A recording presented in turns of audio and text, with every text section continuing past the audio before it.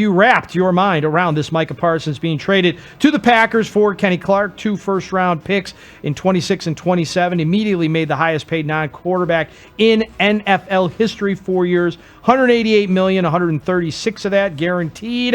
Are they now the pick to win the NFC North, the NFC, or the Super Bowl, or all three? I got to tell you, I mean, this was a blow yesterday. This was not just a wow. It was like a, oh, no. I mean, it's just a bad reality to face that first of all, I think you got to talk about Jerry and the job that he's done and why he remains the general manager of that team. It's just any normal human would fire himself from that job, frankly, after the results that he's produced over these many years. It's just not good enough. If he had a board, they would vote him out. No question. You know, the only guy that would keep him is him. and there's absolutely nothing you can do about that, by the way. So I think people look at that and they just shake their heads. It's been one mess after another. It's just a shocker. But yeah, the Packers got a lot better. And that was a position that they needed. They weren't as good there.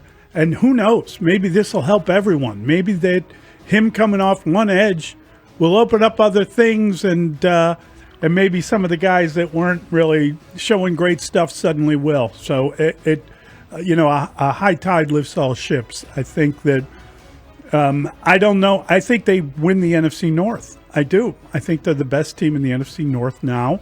And I think that I don't know what they do in the playoffs. That's a separate animal, and a lot of it comes down to the kind of year the quarterback has and how you feel about him. But I would say that Green Bay is on their way to a much better year than they were before this deal.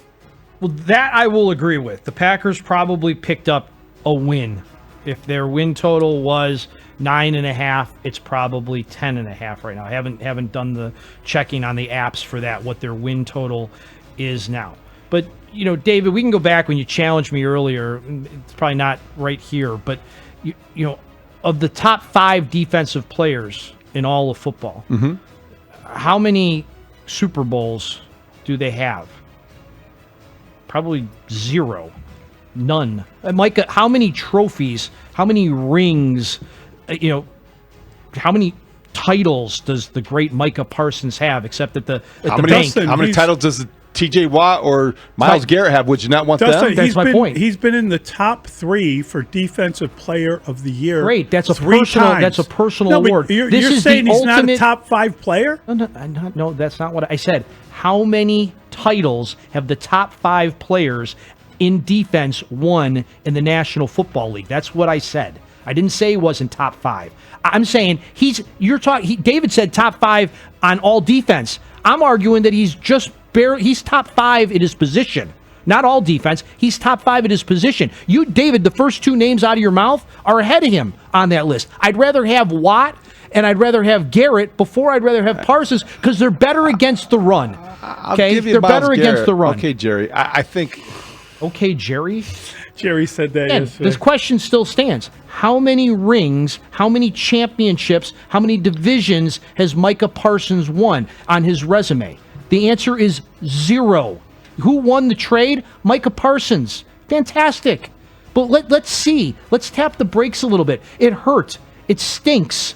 But the Bears have time until they have to play the Packers. I think let's see you're good. entitled to that, and I think a lot of It's Bears a lot fans of cash. will look at it that way. How screwed up are the Packers' books right now? I would love to go back and see what you were saying and how many people had that same sentiment or how different it sounded when Khalil Mack was coming to the Bears as the game wrecker, as one of the top 5 players in football. And he didn't have a Super Bowl on his resume either. But you know what he did? He elevated everybody in that Bears defense. But the question is, David, are they now the pick to win the North, the NFC, or the Super Bowl?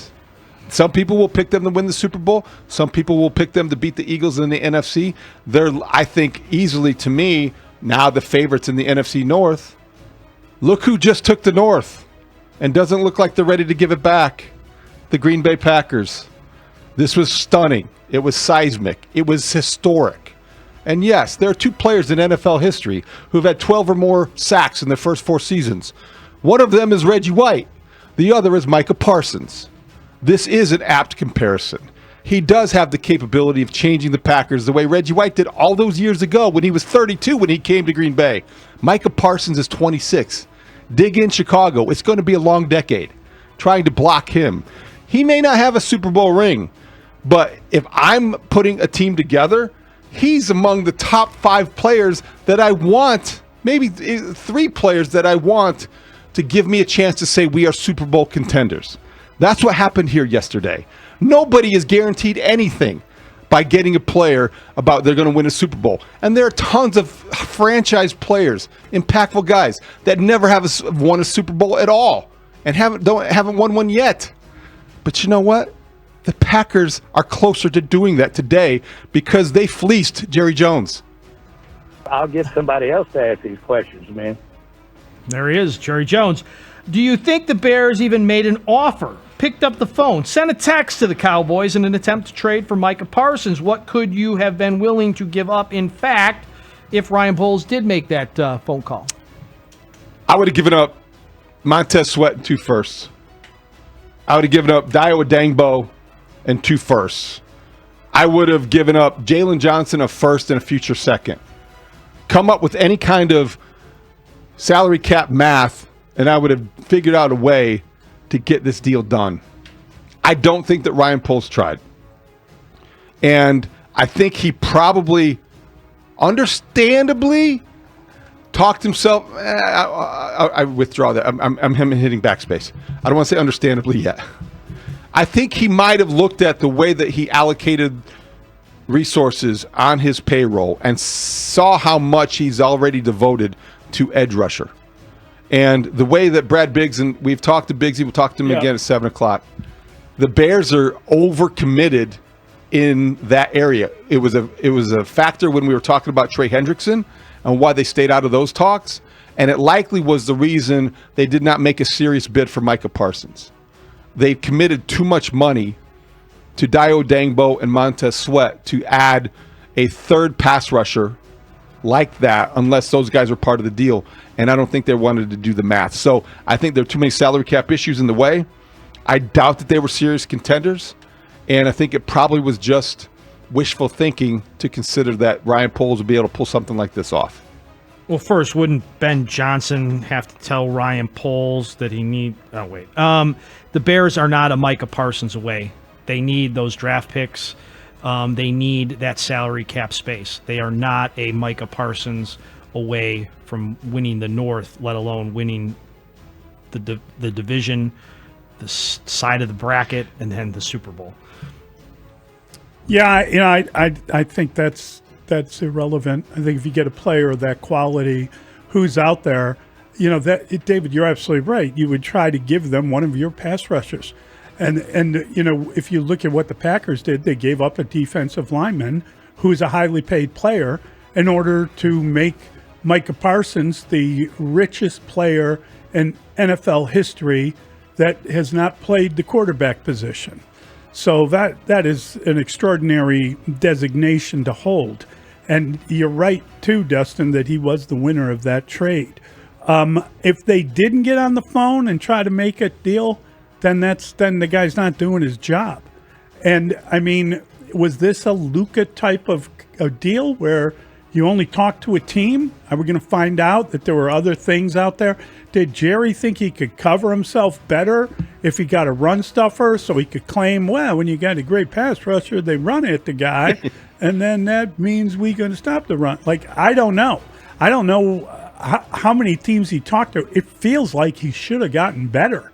It feels like there should have been a better deal out there than Kenny and 2 first-round picks, which, as you point out, are at the bottom of the draft. If they have any kind of success this year, let's say that they have the Bears season the Bears had when they got Khalil Mack. I think it's a good observation because if there were more teams involved, I can't believe that the Packers offered the Cowboys the best haul of draft picks. It's crazy.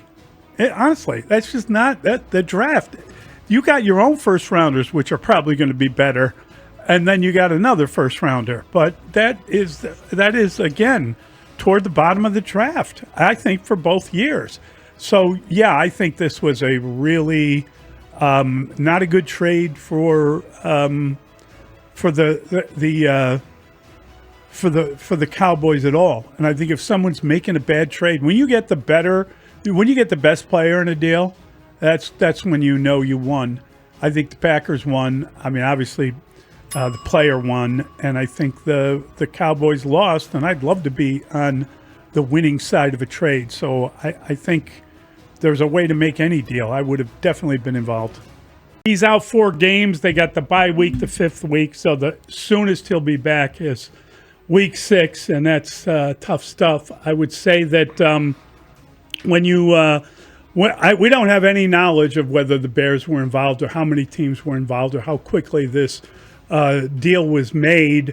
It felt like Jerry just started talking to teams, right? So I don't know if there had already been some overtures and if he deemed the price good enough and he took one offer, or if he made a round of calls. That's very difficult to get that information right now because this kind of wowed everybody, and it happened again.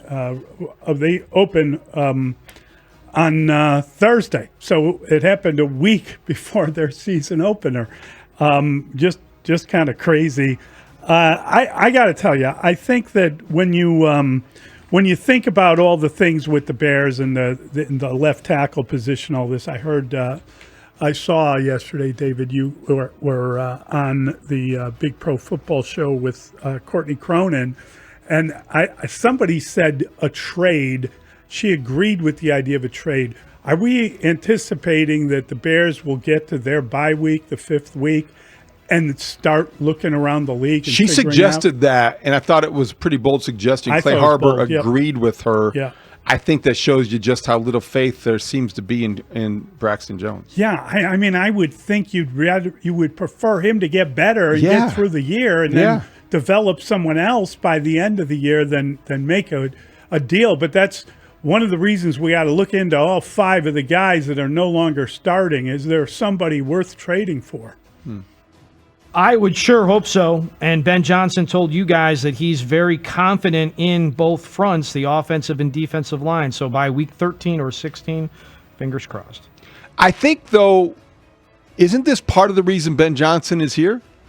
I understand the concerns about having a left tackle you don't trust to block Micah Parsons, but I don't think that any coach who is qualified as an elite play caller or a play caller, period, is going to isolate or allow your weakest offensive tackle to be one-on-one with the best pass rusher you're going to see all season. So there are ways to scheme around that. I think it's a lot to ask and expect, realistically, for the Bears to go out and trade for a left tackle that's better than who you have and to get those 5 guys to mesh together in season. I just think that was an interesting, aggressive suggestion or prediction. I'm not sure that's realistic either. We know how hard it is to make those kinds of deals. So more likely, by the time they get to that part of the schedule, they hopefully have settled into somebody who has progressed or improved or gotten used to the way of doing the job. Maybe Braxton Jones, we're judging him based on still early. It's been less than a year and coming back from his injury. Maybe he'll get better by then. I do wonder this. My reaction was this yesterday the same as it is now. If it gets to dire straits and they feel better about their interior depth, I do wonder if they would knock Joe Thuney out to the left tackle. He did it in Kansas City. He didn't do it as well as he did at left guard, but he is an option if you feel like you're getting exposed at a key position. This is all bad coincidence with Austin Booker being out a minimum of 4 games. You get the bye week and maybe he can come back. But the edge rusher opposite Montez Sweat needs to be better, and Austin Booker was going to allow you that possibility to be something you could count on. And now I think that's in doubt. Bears getting Ben Johnson or the Packers getting Micah Parsons? Which will have a bigger impact on the divisional race? Wow. Because everything changed for the Bears when they got Ben Johnson. more so than if they would have gotten any other coach. We think about things differently. You expect things differently. We talk about the Bears differently. And I think likewise, you look at on the field, Micah Parsons is going to have a more immediate impact. Maybe long-term, the Bears with Ben Johnson, that will be a more profound move. But this is something that short-term, long-term makes the Packers the team to beat in the NFC North. They did behave with boldness, and they acted like a team committed to taking the North and never giving it back.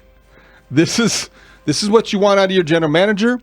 This is what you want out of your ownership group, whoever that may be in Green Bay, the people. This is a move that does make you affect and change your outlook for the NFC North. I think the Packers are now the favorites. I don't think the Bears are going to beat them this year, but that's such a long time away. I think I had them initially beating the Packers once. I don't know if that's realistic right now. Who's going to block Micah Parsons, and how does he affect everything else? Because Jordan Love just got better yesterday as well. So Bears can still be 9-8, but they might have to steal a victory elsewhere. I don't even know why we're bothering to play the games. We just move right on into the big game in February, and let's see what happens to Micah Parsons against Patrick Mahomes. I still think it's the Lions on top, the Packers second, the Bears third, the Vikings fourth.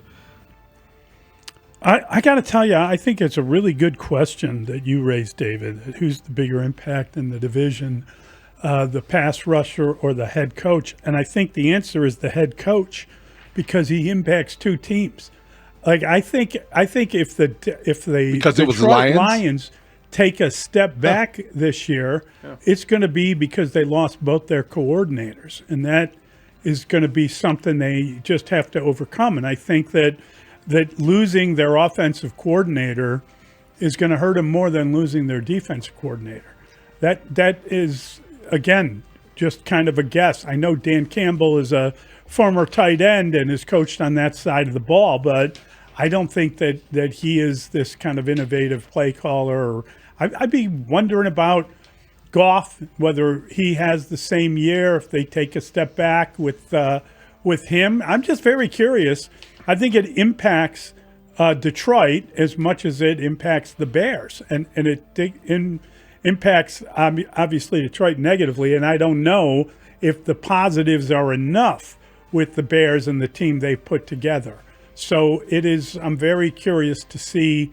I agree with what you're saying too about the idea that you're going to have to steal another game somewhere, because I don't think you're sweeping Green Bay this year. I thought they would probably split with them, but now I don't even know that. And I mean, I'm not saying that Green Bay is going to be some dynamo you can't beat, but there sure is that possibility. I mean, I think this guy makes them a significantly better team, makes their defense better.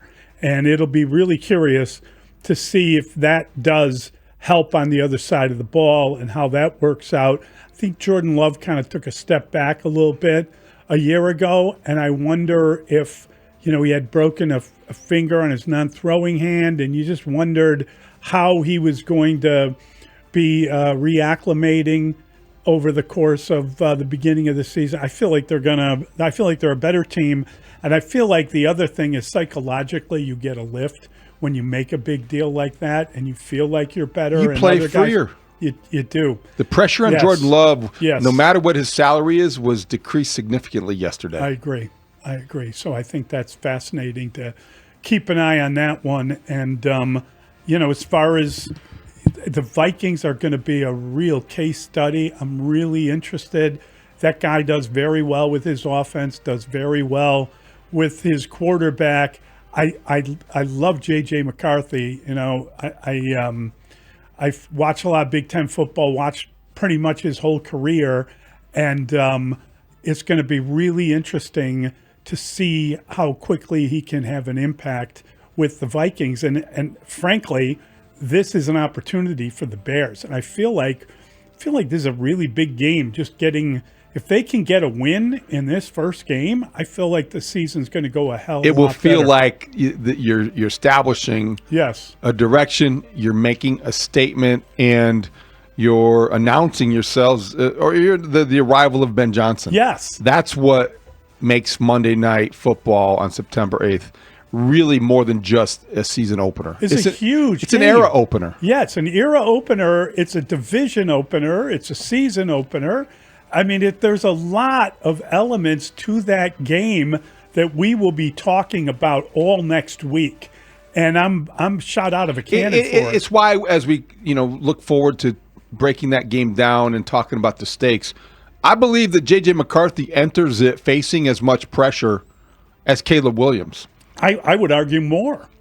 You could make that. You could make that. You could make that claim. NFL game. I don't disagree. And he's back home. But I guess I'm just saying that that's something worthy of discussion next week, because there are a lot of different factors that contribute. And we spend the offseason, have spent the last several months talking about Caleb Williams and putting that pressure on him. Like the direction of the season is dependent on how well he grasps this and does that. So I think he has all the pressure. And then you're saying J.J. McCarthy comes in here and has even more. That's a pretty cool matchup. I mean, I just think it's totally cool. Yeah, I'm looking forward to it, and I think we'll know right away how things stack up. Is it pessimistic to say, as certain as we have sounded in the first couple hours of the show, that the Bears are solidly in the basement of the NFC North? Well, that's where they were, and so they got to play their way out of it. I think it's fair to say that you take teams from where they – I think the Bears should be better, but, it's been uneven up to this point. Why did the Cowboys trade Parsons to the Packers in the NFC? Yeah, that's weird. Why not get him out of the conference? I don't know. Maybe they didn't have any other discussions. Maybe nobody else really was, They look at it. They look at the trade. Yeah, they talked to one team. Well, if that's the case, yeah, then I would fire myself, were I Jerry, if I only talked to one team.